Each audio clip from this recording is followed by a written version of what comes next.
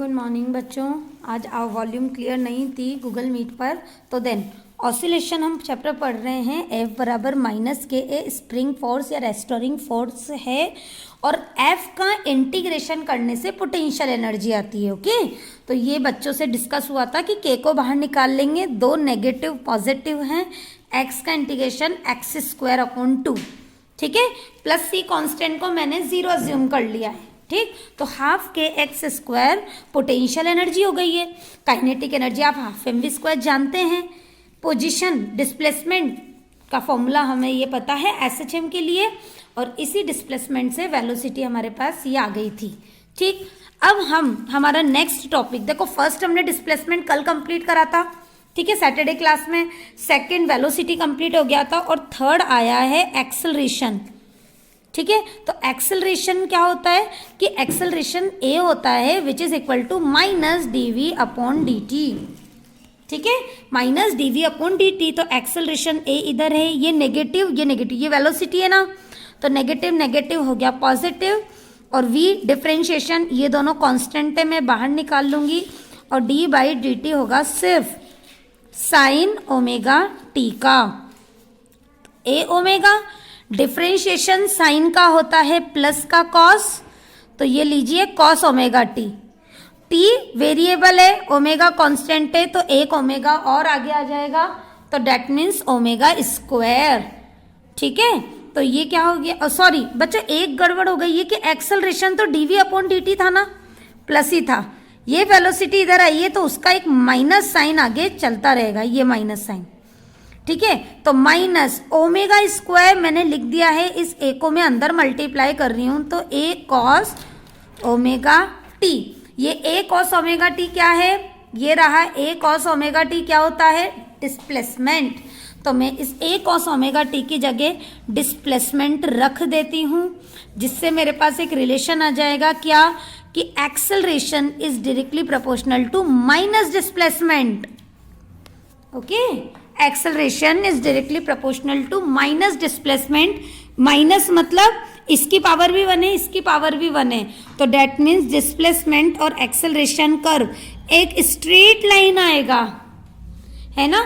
Plus सी भी 0 है, तो ओरिजिन से पास आउट होगी ये लाइन, और नेगेटिव इसका स्लोप है, इसलिए इस सेकेंड और फोर्थ क्वाड्रेंट में जाएगी। अगर यहाँ पॉजिटिव होता तो इधर जाती, ठीक है ना, बट नेगेटिव होने से इधर आएगी ये। ऐसे ही एक्सेलरेशन का पोजीशन डिपेंडेंट, तो ये रिलेशन हो गया एक्स।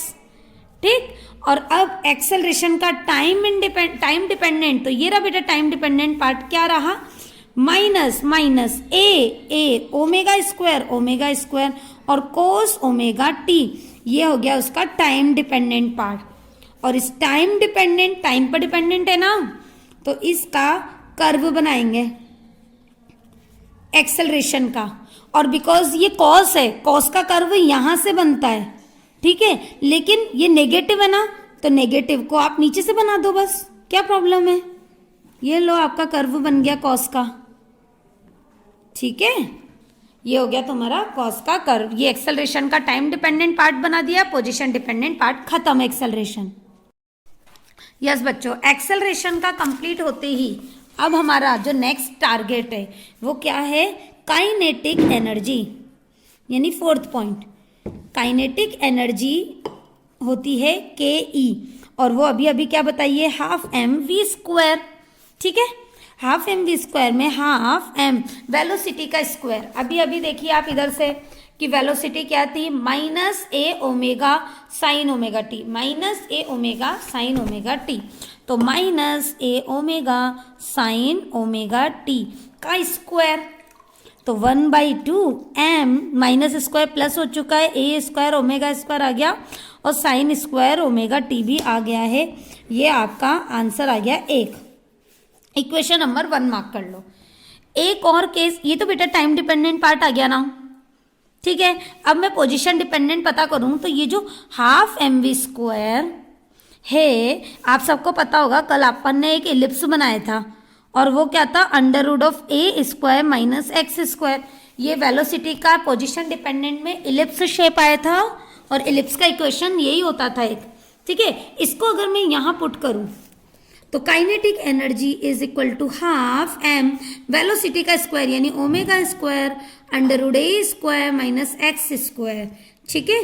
और का स्क्वायर वेलोसिटी का स्क्वायर है ना, तो ये ओमेगा मतलब ये पूरी वेलोसिटी लिख दी, उसका स्क्वायर लगा दिया, तो half m omega square a square minus x square, ये हो गया काइनेटिक एनर्जी। इक्वेशन नंबर 2, ठीक। अब मेरे को इसका कर्व बनाना है, ठीक है, लास्ट में बनेंगे इनके कर्व, लास्ट में बनेंगे। नेक्स्ट में पोटेंशियल एनर्जी निकाल देती हूँ। पोटेंशियल एनर्जी का अभी अभी फॉर्मूला बताया, कितना था, हाफ के एक्स स्क्वायर। तो पोटेंशियल एनर्जी एक्स के डायरेक्टली प्रोपोर्शनल है। साथ में अगर एक्स स्क्वायर को, एक्स स्क्वायर एक्स क्या है अपना डिस्प्लेसमेंट, ए कोस ओमेगा टी है ना हमारा डिस्प्लेसमेंट, तो ये लिख दिया हाफ के a square cos square omega t. Equation number 3 आ गई है, ठीक है। अब इसको इक्वेशन 3 तो बेटा इसको लगाओ और इसको लगाओ इक्वेशन नंबर 4। इस इक्वेशन 4 को थोड़ा मॉडिफाइड कर सकते हैं के लिए। कैसे करेंगे ये मैं पहले का निकाल कर आपको आंसर बता रही हूँ कि जब मैंने ऑसिलेशन चैप्टर फर्स्ट पढ़ाया था तब मैंने बेटा आपको पढ़ाया था कि ऑसिलेशन का एक सेकंड ऑर्डर का इक्वेशन होता है। कुछ बॉयज़ तो पहले आ गए थे, उनको शायद मैंने क्लास में ही पढ़ा दिया था, ठीक है, उनको पता होगा, उनको क्लास में ही पढ़ा दिया गया था। ये रहा बेटा एसएचएम ऑसिलेशन का इक्वेशन। इस इक्वेशन में ये देखिए यहाँ पर अगर आप ध्यान दें तो मैंने के अपॉन एम बराबर ओमेगा स्क्वायर माना था, के अपॉन एम बराबर ओमेगा स्क्वायर। मैं इसे ही आज यूज़ कर रही हूँ डायरेक्ट कि we know k upon m बराबर ओमेगा स्क्वायर होता है। So k is equals to m omega square हो गया। सो यू बराबर हाफ के की जगह एम ओमेगा स्क्वायर है, फिर ए स्क्वायर है, फिर कॉस स्क्वायर ओमेगा टी है। ये हो गई तुम्हारी पोटेंशियल एनर्जी का फॉर्मूला। देखो पोटेंशियल एनर्जी ये है, 4 नंबर इसको लगाती हूँ, ठीक है। काइनेटिक एनर्जी ये है M omega square a square, M omega square a square, ठीक है। अब देखा आपने कि टोटल एनर्जी कांस्टेंट है किसकी, ऑसिलेटर की, ये काइनेटिक एनर्जी, ये पोटेंशियल एनर्जी। अब आप पोटेंशियल एनर्जी का एक्स डिपेंडेंट और काइनेटिक एनर्जी का जो ये एक्स डिपेंडेंट है कहाँ गया, ये रहा, इन दोनों का कर्व बनाओ, एक्स और एक्स डिपेंडेंट वाला यही बना देती हूँ मैं, ठीक है ना, एक्स डिपेंडेंट वाला कर्व, ताकि आपको सब दिखता रहे कि काइनेटिक एनर्जी और पोटेंशियल एनर्जी का। आप देख रहे हो कि ये एक्स स्क्वायर के डायरेक्टली प्रोपोर्शनल है, तो इस टाइप से जाएगा, एक्स स्क्वायर के डायरेक्टली प्रोपोर्शनल है। ये कौन सी वाली एनर्जी है, ये पोटेंशियल एनर्जी, ठीक है। तो एक्स स्क्वायर के डायरेक्टली प्रोपोर्शनल है, तो ये से पैरागोल आ गया बेटा। और यहाँ पर क्या है, एक्स स्क्वायर के आगे माइनस आ गया, माइनस मतलब उसकी स्लोप इन्वर्ट हो गई, माइनस, तो इन्वर्ट कैसे हो गई, अब ये ऐसे वाला पैरागोल आ जाएगा। तो ऐसा वाला किसका है, काइनेटिक एनर्जी का, और ऐसा वाला किसका है, पोटेंशियल एनर्जी का, ठीक है। और ये हो जाएगा टोटल एनर्जी ई। और always total energy is 1/2 m omega square a square. आप थोड़ा सा ये भी पहचानना कि जब काइनेटिक और पोटेंशियल का एक्स डिपेंडेंट होता है ना पोजीशन, तो उसमें के काइनेटिक एनर्जी ऐसा उल्टा वाला कटोरा है, और टाइम डिपेंडेंट में काइनेटिक एनर्जी सीधा वाला कटोरा है ना बेटा। काइनेटिक एनर्जी ऐसा सीधा कटोरा है टाइम डिपेंडेंट में, और पोजीशन डिपेंडेंट में उल्टा है, और पोटेंशियल एनर्जी इसमें उल्टा वाला कटोरा है, ये पोटेंशियल एनर्जी का है, ये ना, ये पोटेंशियल एनर्जी का है, और इसमें पोटेंशियल एनर्जी से सीधा वाला कटोरा है। इन्वर्ट है बेटा पोजीशन और टाइम वाले पार्ट दे दो जाओ, ठीक है बच्चों।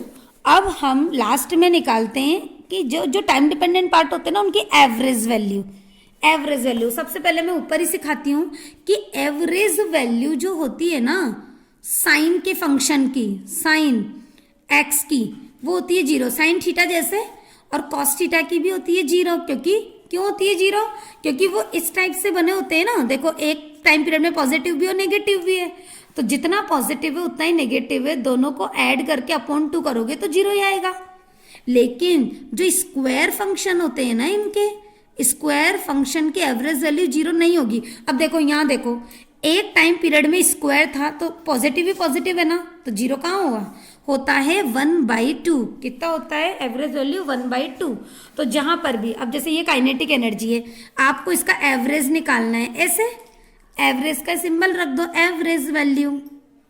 तो एवरेज वैल्यू काइनेटिक एनर्जी की क्या होगी, ये half m omega square a square as it is. ये साइन स्क्वायर थीटा का average, sine square omega t का एवरेज क्या होगा भाई, इसका एवरेज 1/2। तो 1/2, तो इसका आंसर, और इसका भी 1/2, तो 1/2 1/2 1/4।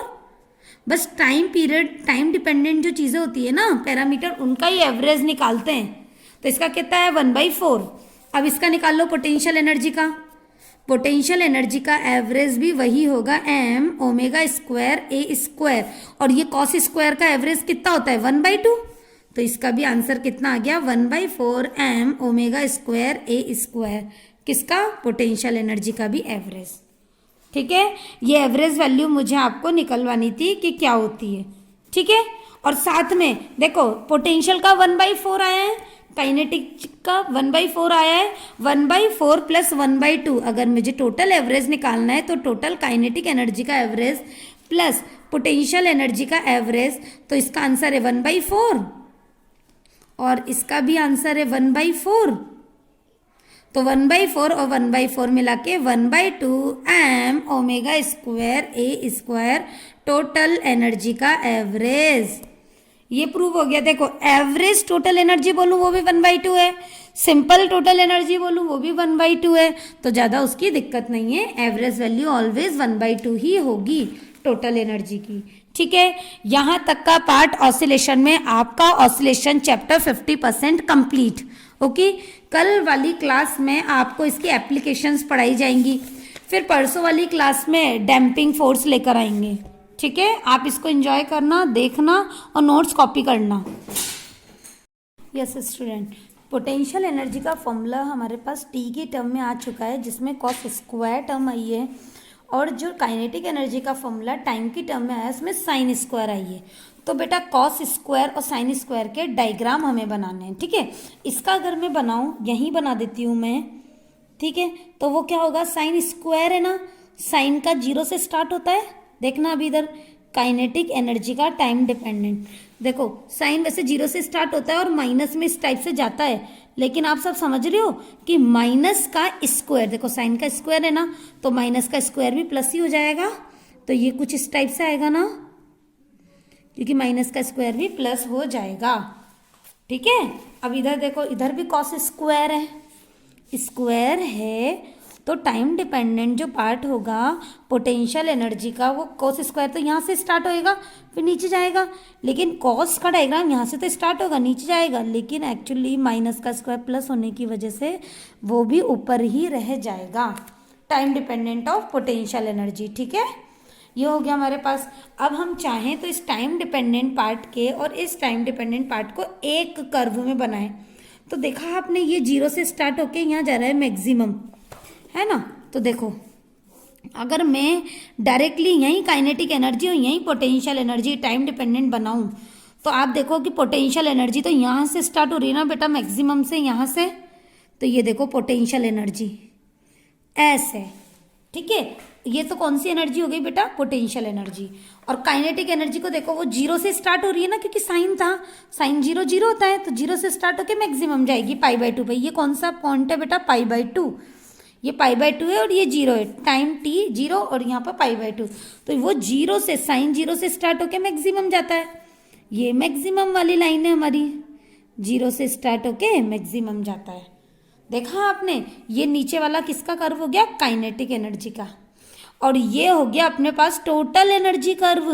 ये टोटल एनर्जी की लाइन है, ये वाली लाइन टोटल एनर्जी की। क्यों, क्योंकि वो कांस्टेंट है। कैसे पता चला, टोटल एनर्जी बराबर काइनेटिक प्लस पोटेंशियल होता है। काइनेटिक एनर्जी का फॉर्मूला इक्वेशन 1 में है half M A square omega square, तो half M A square omega square, और वहाँ क्या था, साइन स्क्वायर ओमेगा टी, और यहाँ देखो half m omega square a square cos square, तो half M A square omega square एल ब्रैकेट बाहर कर लूँ तो पोटेंशियल एनर्जी में कॉस स्क्वायर ओमेगा टी आ रहा है, साइन और कॉस मिलकर तो 1 होता है, तो total energy half M A square omega square. तो ये वाली reading half M A square omega square की कांस्टेंट एनर्जी टोटल ई की हो गई है। तो टोटल एनर्जी टाइम पर डिपेंड नहीं कर रही है ना, यहाँ देखो फॉर्मूला में टाइम पर डिपेंड नहीं कर रही है, that means constant energy. Okay.